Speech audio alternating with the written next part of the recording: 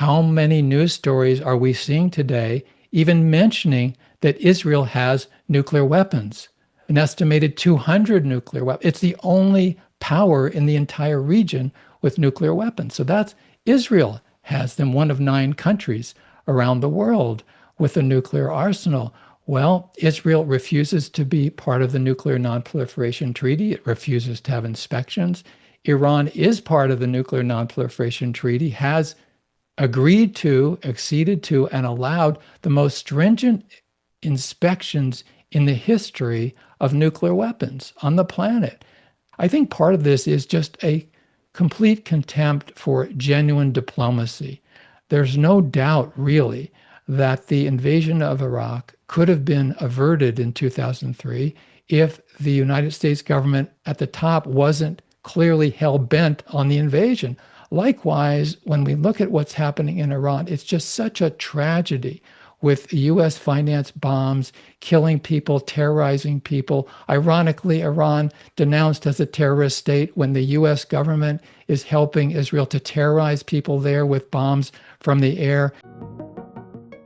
Welcome, everybody. I'm very pleased to have with us Norman Solomon, a prominent American journalist and media critic. Norman has written a fascinating book titled War Made Invisible: How America Hides the Human Toll of Its Military Machine. Now more than ever before, this book is a must-read. Please do yourself a favor and pick up a copy of the book. You will learn so much from it. I know I did. Norman, welcome. Thank you so much for joining today. Hey, thanks a lot. Glad to be here. So in your books and in your articles, you have extensively explored the war propaganda machine. You've been to Iraq just a couple of months before the US invasion. And in your book, which actually I have right here too, I want to show our viewers, it's a wonderful book. You actually shared how the reality on the ground is vastly different from the narrative that our media creates. So in a way, it seems that we are now reliving those pre-Iraq invasion days.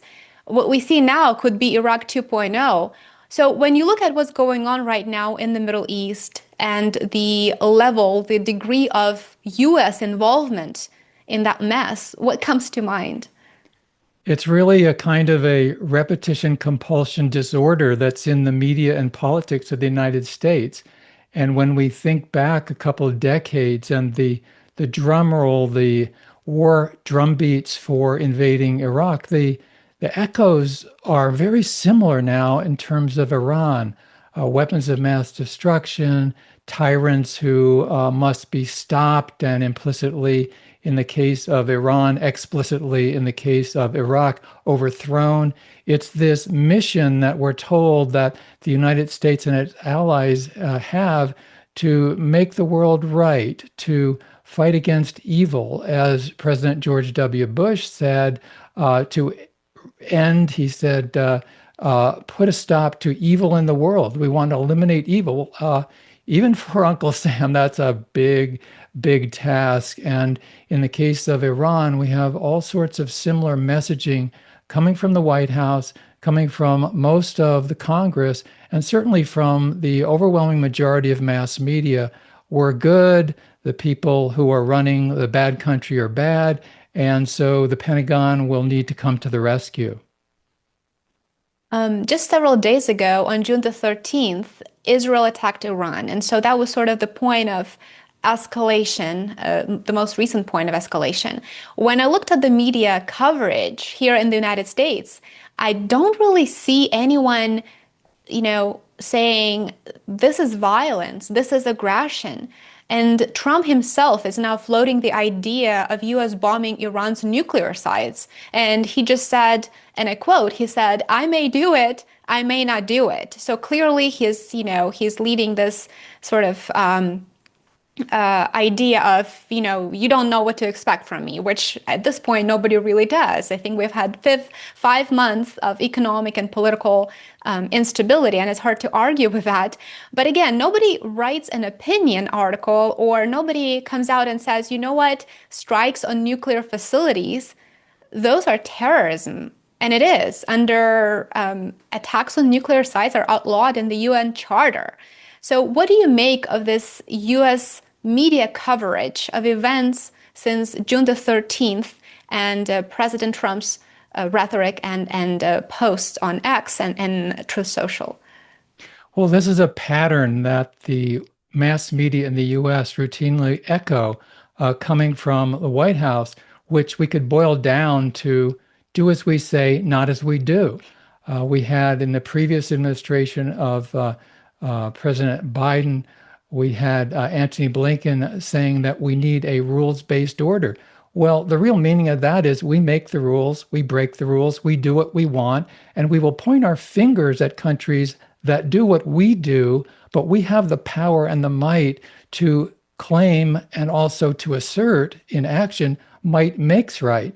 So you make a key point that international law says that one country can't invade another country, can't launch an aggressive attack. At the Nuremberg trials, right after the end of World War II, the judgment from the tribunal was that the ultimate international crime was a war of aggression. Well, the U.S. is very good. In Washington, the top officials are excellent at pointing the finger at other countries. The shorthand on this is hypocrisy, but in many ways, it's much worse because an Orwellian world is unfolding towards the American people through the mass media, through the orations and statements of officials. So when the United States attacks Afghanistan in 2001, that is gussied up and presented as something actually noble. When the US in March of 2003 invades Iraq, again, that's presented as something that is just wonderful. And while there was tremendous US media empathy towards the US troops going in, a very little empathy in the coverage about the Iraqi civilians who were maimed and killed courtesy of US firepower. So you fast forward to the Russian invasion of Ukraine, and the US news media were overwhelmingly condemning it. Well, I think it was wrong. I'm against one country invading another and bombing cities. But then we have the US government approving and arming what Israel does to Gaza, where we're almost 20 months in now at last count to the Israeli government doing to more than 2 million civilian Palestinians in Gaza what Human Rights Watch and Amnesty International have called genocide. It's not just the U.S. is standing aside. The United States is actually arming and literally making possible this genocide. So when we look now at what Israel is doing, having attacked unprovoked, having attacked Iran, we see that it's only possible because the US government green-lighted it, and now, as you mentioned, is threatening to attack Iran. So we're in a situation where we have an ethos which is bass-backward, upside down, and tailored to the momentary convenience of the demagogues in Washington. And unfortunately, that has historically been bipartisan. To justify the Iraq invasion, we were told that Saddam Hussein had weapons of mass destruction. Years later, we learned that it was a complete lie. And in addition to that lie, we also had many other lies. And one of them, one of the probably worst lies, was that Iraqi soldiers had thrown newborn babies out of their incubators in a Kuwaiti hospital, and so they cruelly left them to die. That too was a lie, but it clearly helped anger thousands of people here in the United States. It served a purpose, and therefore it supported the invasion. It sort of manufactured that consent. Now we see multiple narratives being constructed to create this us, meaning Israel and the United States, versus them, Iran narrative, to justify bombing and more violence. What similarities are there between the Iraq war propaganda and the Iran war propaganda? Well, a couple of key points have to do with silences, because Iraq has the world's fifth largest oil reserves. Iran has the world's fourth largest oil reserves. And years after the 2003 US invasion of Iraq, top US officials admitted that the invasion was about oil. It wasn't that Iraq would have been invaded because their main product was cucumbers or computers. It was because the vast oil reserves in Iraq. Well, as I just mentioned, Iran has huge oil reserves. And US corporations and the allied US government have been salivating to get control of that oil for many, many decades. So that's one of the silences. And if you think about the tremendous amount of media coverage of this Israeli attack on Iran has gotten in recent days, how many of those articles or news broadcasts even mention oil?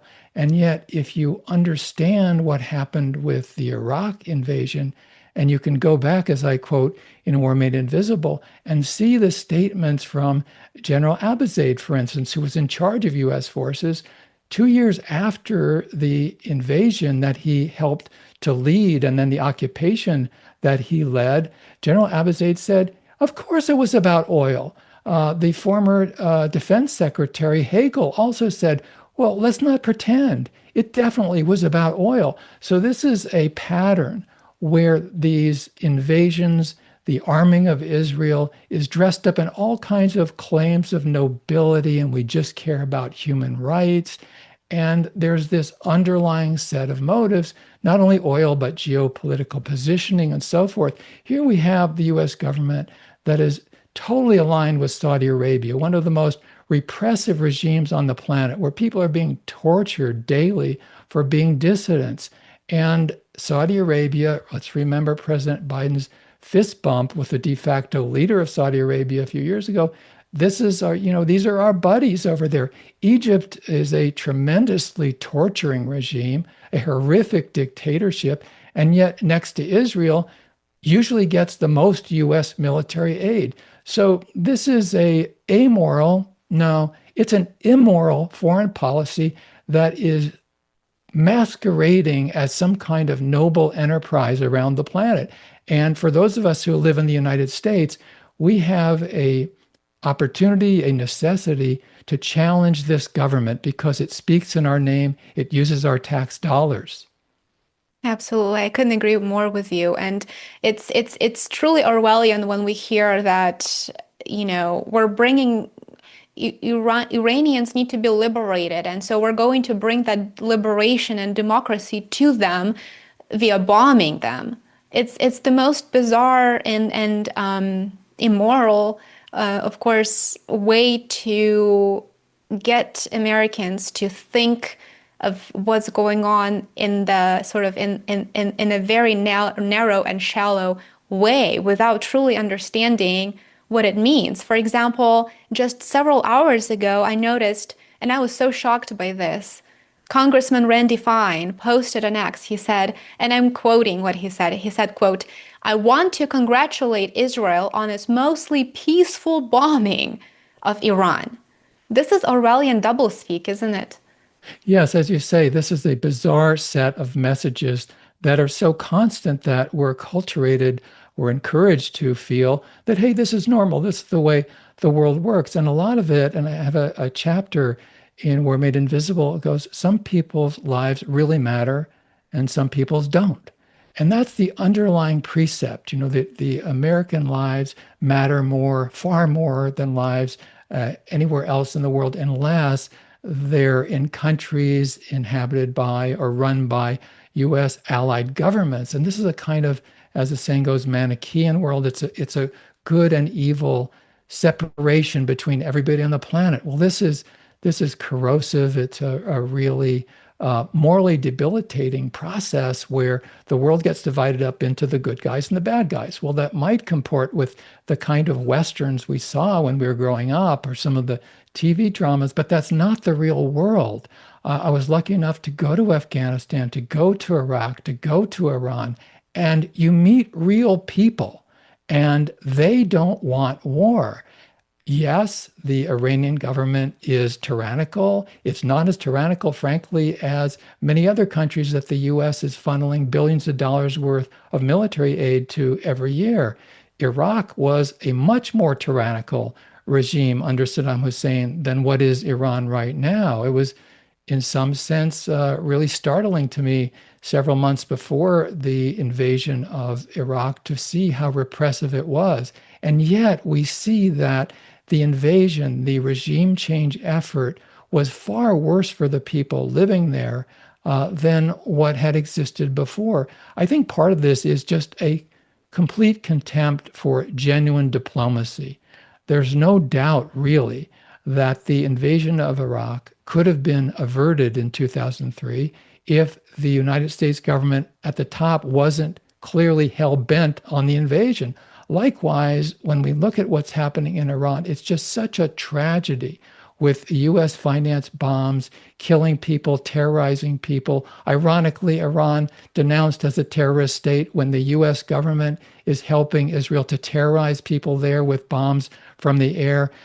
We might remember that the praised action, remember the pagers that exploded last fall, courtesy of Mossad and the Israeli government, blinding and maiming hundreds and hundreds of people in Lebanon because some of them were affiliated with Hezbollah. Also, their children were maimed and blinded as well. Well, Leon Panetta, who's a former CIA director for the United States, former defense secretary for the United States, he went on television a couple of days later and he said, "There's no doubt about it, this is terrorism." Here you have a top former US official saying that the Israeli government was engaging in terrorism, and yet in true inverted Orwellian ways, we keep being told that the Israeli government is fighting terrorism. That's why the US taxpayers are footing the bill for billions and billions of dollars worth of weapons for genocide in Gaza and now for this war on Iran.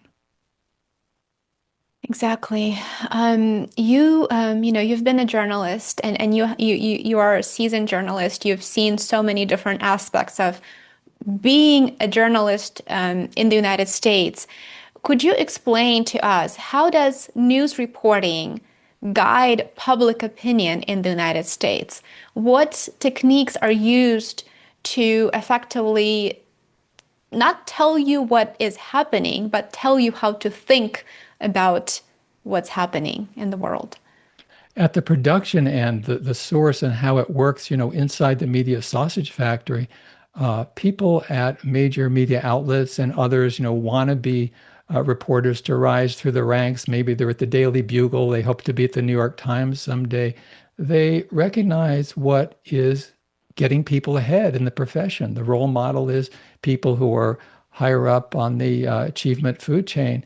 And going along to get along with the US government foreign policy is part of the process. It's not that you can't quibble about the tactics, about is this the right war at this time in this place? Yes, you can critique tactically what the US government is doing, but it's off the table at a major US media outlet to challenge the prerogative of the United States to try militarily to work its will on the world to the extent and in the ways that it feels are fruitful. So journalists learn that. And people who are unwilling or unable or uncomfortable doing that, they either quit or they hit a brick ceiling to rise, or they simply are not doing well to rise in the profession. And those who sincerely or not really activate that set of precepts that you should basically do stenography for the foreign policy leaders of the United States, they tend to rise. And so from the production aspect, so to speak, I think that's a clear dynamic. In terms of the viewers, listeners, readers of mass media, it's a window on the world that's largely tinted red, white, and blue. And so a key question is, well, how does this affect the United States? Does this enhance or detract from the U.S. capacity to control or exert influence on events in the Middle East, for instance? And so that is a very powerful through line of a lot of the messaging. I've been reading in the last few days a lot of the coverage in the New York Times, and that's very thematic. Is this good for Uncle Sam? Will this help the United States government to have its way in the Middle East? And we need to be candid about this. I mean, as a Jewish American, as a child, I was given blue and white cans. I went around and collected coins for planting trees in Israel. I grew up in that environment that Israel is really good, and we should assume that. The fact is, I'm sorry to say, quite the opposite. When you read history, when you look at what has happened in recent years, armed with billions of dollars worth of weapons every year, the Israeli government not only has been killing and engaging in ethnic cleansing and now genocide in Gaza, but it has attacked many different countries in the region, Yemen, Syria, uh, Hezbollah in that region, and now Iran. And it's repeatedly done so. And yes, we hear about the hostilities towards Israel. The cliche is, oh, yeah, Israel's in a bad neighborhood. Well, you create bad neighbors when you don't want to have peace, when you use the iron fist to try to crush them. And in this case, the legitimate aspirations of human rights and self determination for Palestinian people. And I would add that the fact is, the US government has bought off Egypt, they bought off Saudi Arabia, they bought off other governments in the region. So those governments give lip service to Palestinian rights, but when push comes to shove, they're just not there.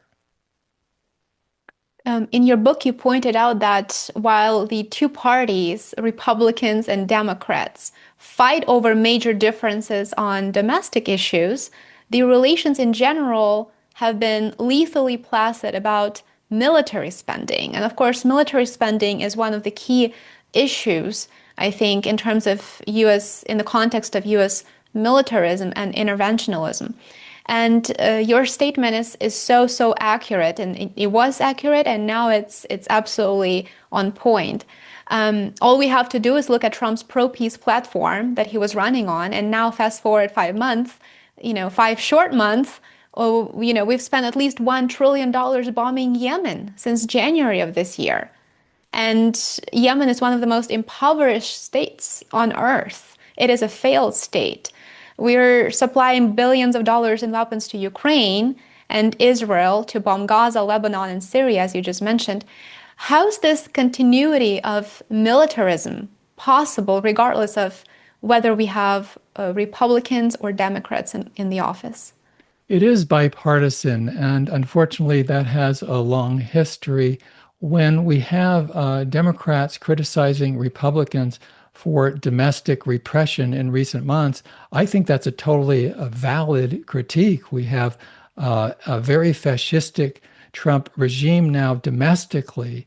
At the same time, when you look to foreign policy, as you're alluding to, there's this belief that partisan differences, as the saying goes, should stop at the water's edge, and that we should be united together in terms of foreign policy and war.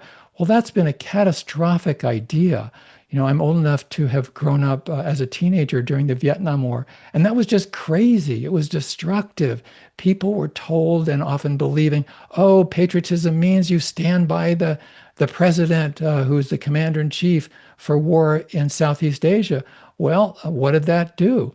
It resulted in 3 million Vietnamese people killed, 58,000 Americans dying in Vietnam. And then you fast forward to one war after another, the Gulf War, 1991, the bombing of Yugoslavia, 78 straight days led by the United States in 1999, the invasion of Afghanistan, the 20-year war that ensued, then 2003, the invasion of Iraq. Well, what does this bipartisanship do? It's part of a death culture. It's obedience. It's simply saying, I'm going to keep my mouth shut. The great leader, whatever we call him, we'll follow into the abyss.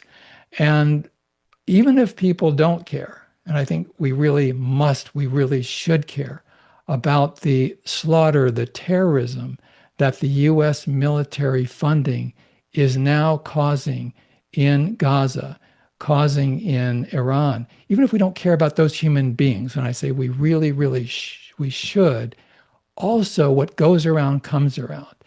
If Americans think that we can mete out violence and fund or directly participate in the slaughter of civilians around the planet, and we're not going to be affected? No, there's going to be more and more blowback because people around the world are not dumb. They see what the United States is doing, and they recognize that this whole idea that we embrace in the United States so often about American exceptionalism is just a bunch of ethnocentric narcissism.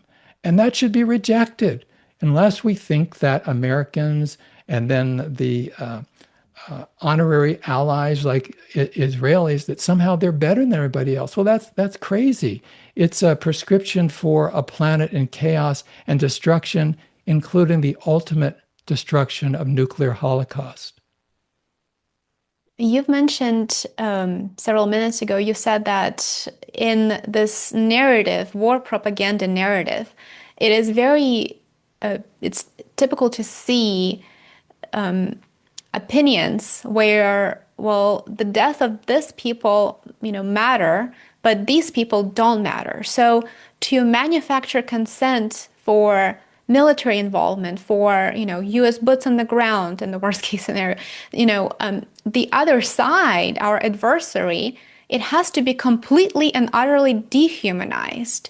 So this war propaganda is pushing us to think to divide it divides the world, us versus them. And of course, they are lesser humans, speaking in these terms of this propaganda. So could you speak to the role of dehumanization of the other side in this process of pushing war propaganda and manufacturing consent for violence? That's such a key point, and it's such a through line that is so unfortunately constant in US media and politics. When we look at, for instance, the kind of coverage of the Russian invasion and war that has caused a lot of suffering among civilians in Ukraine, to the extent that technology can convey it, the US media really have gone out of their way to convey the suffering of civilians from this invasion. You contrast that with the real lack of interest or willingness from the US media to convey what Pentagon firepower had done year after year to civilians in Afghanistan and Iraq. It's like the victims of one invasion, they're real humans. And then the victims of another invasion led by the United States, oh, well, no big deal. And a lot of that's conveyed via silence. And the silence is really powerful. That's a very, very strong and effective way to exert and implement and have impact from propaganda, because we don't hear about those people. We don't see their faces. We don't hear their voices. We don't learn about them. Then they're simply made non-persons. We're seeing that as we speak right now, because there's a lot of coverage about the suffering of people in Israel who are worried about the missiles coming in from Iran, and some of them are being killed, unfortunately. And there's the suffering and the grief of their loved ones. Relatively very small quantity or quality of similar coverage of what is happening in Iran, courtesy of US taxpayers. So we might think, oh, well, if the US government is responsible for arming the attacks on Iran, wouldn't we get coverage of the human results of that arming and that bombing? Well, no. And part of that is that there's a strong belief in US technology, that somehow God has blessed the US missiles, which are second to none in the world, the highest killing murderous technology from the air. So literally and figuratively, we're above it all because we're Americans and we have that technology.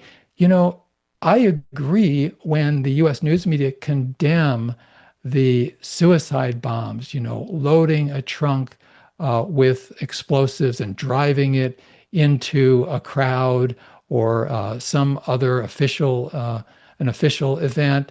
Well, yeah, we've heard countless times over the years that these horrible events have taken place with a car or vehicle driven into a bunch of human beings. Well, but then when it is a 2,000-pound bomb that the US is providing to Israel, that's a whole other story because it's high technology. When the US government has a plane up thousands of feet in the air and drops a bomb on people, then it's a whole other thing. Rather than being a crude terrorism, it's high technology and it's often praised. There are countless examples of US news media really lauding the details of how well a technology that is being utilized by the United States, again, above it all from the air, that effectively kills people. And one other example, I referred to last fall the pager attacks in Lebanon by Israel.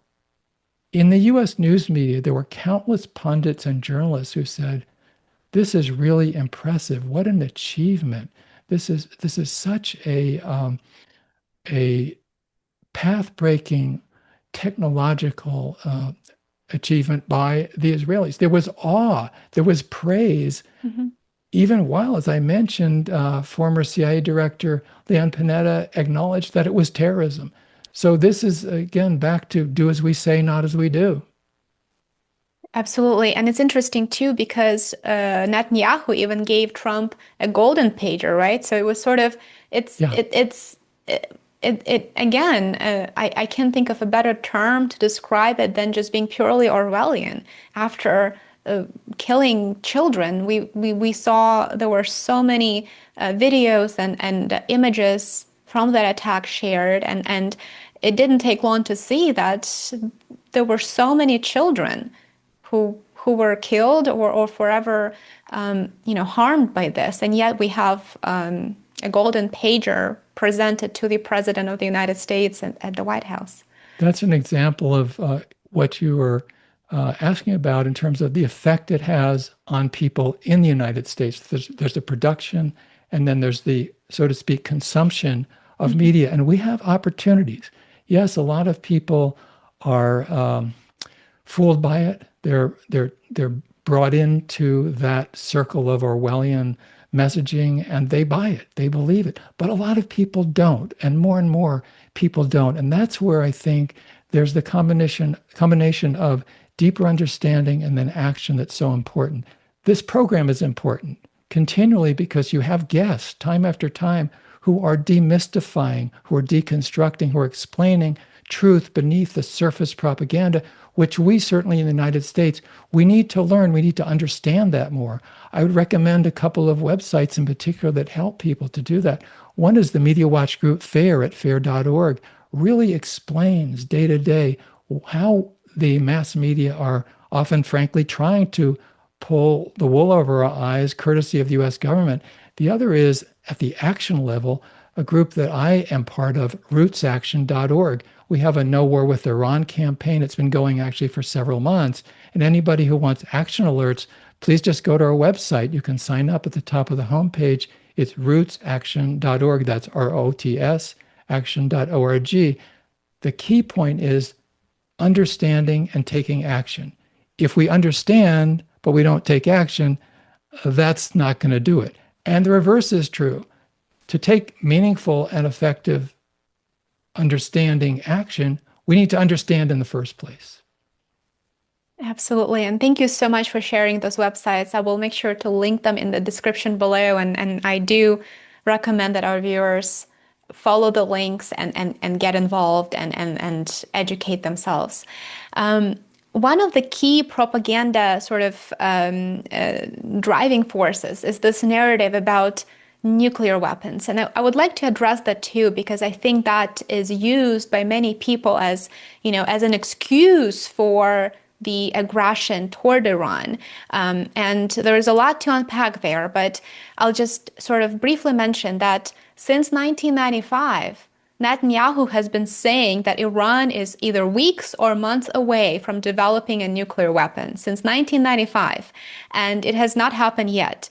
And this fear-mongering narrative, or Iran actively working to enrich uranium to the weapons grade, that 90% level, it has been around in the United States even earlier than that, since 1980s, after the Iranian Revolution. So Tulsi Gabbard just stated that US spy agencies absolutely have no evidence whatsoever of Iran even attempting to develop a nuclear weapon.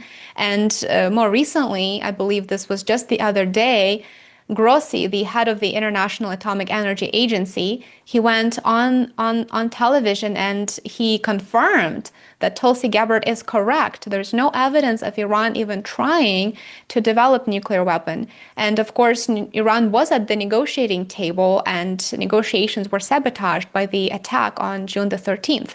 So at the same time, we have all of these statements. We have congressional testimony by Tulsi Gabbard. We have Grossi of the Atomic Energy Agency stating, yes, she's right. There's no evidence. Yet we are being told to believe that all of these people are wrong and Iran presents a threat, not just to Israel, but also to the United States.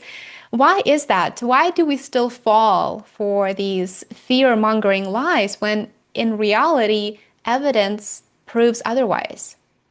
Well, the essence of propaganda is repetition. You don't just see one McDonald's commercial if you watch TV for understandable tactical reasons.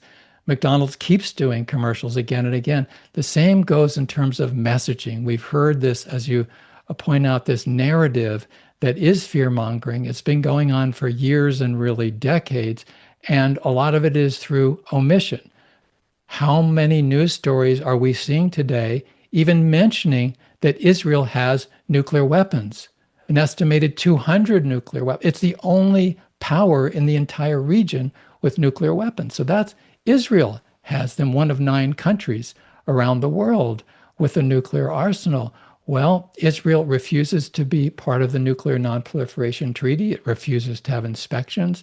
Iran is part of the Nuclear Non-Proliferation Treaty, has agreed to, acceded to, and allowed the most stringent inspections in the history of nuclear weapons on the planet.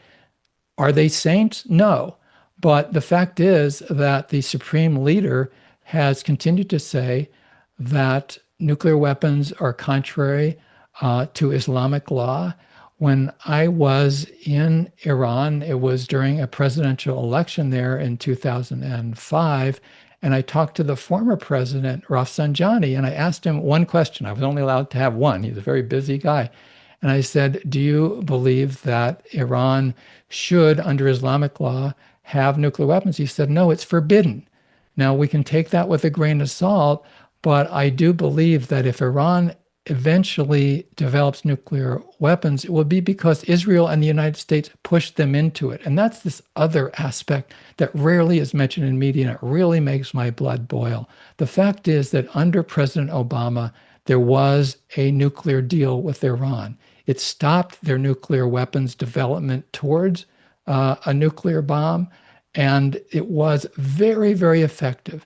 Then Trump came in his first term and killed the deal. He killed the nuclear weapons deal. And then President Biden, for 4 years, didn't do anything really to revive it. So killed by Trump, not revived by Biden. And now we have war on Iran.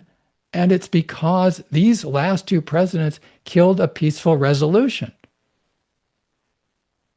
Do you believe that there's still time to stop this war machine right now? Do you think there's something that could be done, or do you think we are at the point of no return since the United States effectively has gone really, really far to support Israel's war in Iran?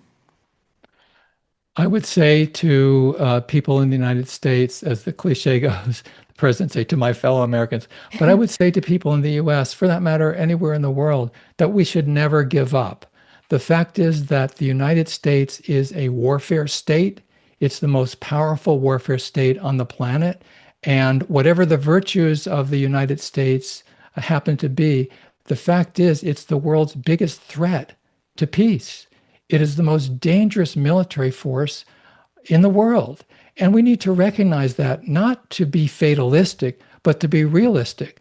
So I mentioned at rootsaction.org, we're organizing. We have 1.2 million people who get our media alerts via email. There are a lot of other groups also active, grassroots, sincere, very caring people in communities across the United States, for that matter, around the world, who are working for peace. And you're reminding me when I went to the souk and somebody in Tehran was selling underwear actually in 2005. And the person behind the counter there spoke some English. I spoke no Farsi.